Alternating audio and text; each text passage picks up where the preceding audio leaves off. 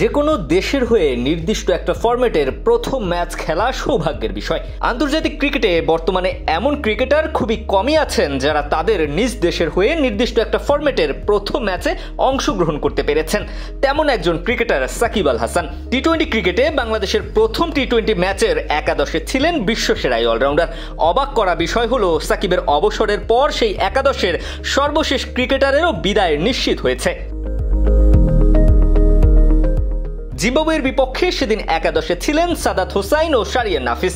বাংলাদেশের প্রথম টি-20 ক্যাপ্টেনও ছিলেন নাফিস। নাফিসের নেতৃত্বে প্রথমবারের মতো বাংলাদেশ দল টি-20 খেলতে নামে। সেই ম্যাচে অধিনায়কত্বের আর্মব্যান্ডটিও ছিল নাফিসের হাতে। টসে জিতে ব্যাটিং করার সিদ্ধান্ত নেন নাফিস। নিজে করেন ওপেনার সাদাতের করা 4 রানের সঙ্গে 17 বলে খেলেন 25 রানের ইনিংস। ওয়ান ডাউনে খেলতে নামেন আফতাব আহমেদ। 19 বলে 28 রান, এক ছক্কার সঙ্গে এক হালি 4-এর মার। আফতাবের সেই ব্যাটিং মনে থাকার কথা যারা দেখেছেন বাংলাদেশের প্রথম টি-20 ম্যাচটি। সেকেন্ড ডাউন তথা চতুর্থ ব্যাটার হিসেবে 18 বছর আগে ব্যাট হাতে নেমেছিলেন বিশ্বসেরা অলরাউন্ডার সাকিব আল হাসান। বিশ্বসেরা হওয়ার শুরুটা ওই ম্যাচেই। 28 বলে 26 রান ছিল সাকিবের, যা ব্যাট হাতে খুব একটা ভালো কিছুর ইঙ্গিত দেয়নি।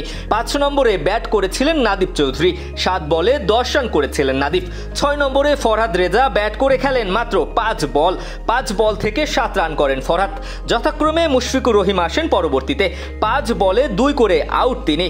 কিন্তু সে ম্যাচে গুরুত্বপূর্ণ পারফরমেন্সটি আসে সাবেক অধিনায়ক মাশরাফি বিন মর্তুজার ব্যাট থেকে। 26 বলে 36 করে দলকে বড় পুঁজি এনে দেন ম্যাশের সেই ব্যাটিং বাংলাদেশ দলকে জয়ের পথ দেখায়। ম্যাচের পর মোহাম্মদ রফিক, আব্দুর রাজ্জাক ও শাহাদাত রাজীবরাও ছিলেন ম্যাচে। আর সে ম্যাচেই বাংলাদেশ পায় প্রথম টি-20 ম্যাচ জয়ের স্বাদ। মাশরাফি, আব্দুল রাজ্জাকদের দারুণ ব্যাটিংয়ে জয় ছিনিয়ে নেয় বাংলাদেশ। এরপর বাংলাদেশ খেলেছে 175টি টি-20 ম্যাচ। টি-20তে হার জিত নিয়ে বেশ ভালো পরিসংখ্যান বাংলাদেশের। আর ওই সময় বাংলাদেশের প্রথম টি-20 ম্যাচ খেলা যে কোনো একজন ক্রিকেটার ইন্টারন্যাশনাল ক্রিকেটে অ্যাভেলেবল ছিলেন। বিশেষ কোনো কারণে 24টি ম্যাচ মিস করলেও পরবর্তীতে দলের সঙ্গে যোগ দিয়েছেন এই 11-র অন্তত যে কোনো একজন। কিন্তু এবারই প্রথম ঘটেছে প্রথম ম্যাচের সেরা 11-র কেউই আর টি-20 ইন্টারন্যাশনাল ম্যাচে থাকছেন না। সমাপ্ত হয়েছে দেশের ক্রিকেটের এক যুগ, যেখানে ছিলেন সাকিব, মাশরাফিদের মতো ক্রিকেটাররা।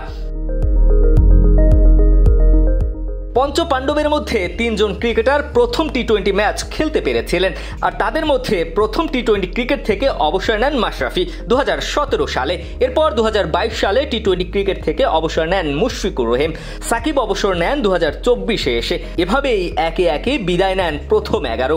বাংলাদেশ ক্রিকেট হয়তো অনেক দূর যাবে, তবে কোনোদিন প্রথম ম্যাচে নজর দিলে মনে পড়বে সেই 11-র কথা, যারা রোপণ করেছিল বাংলার ক্রিকেট চারা।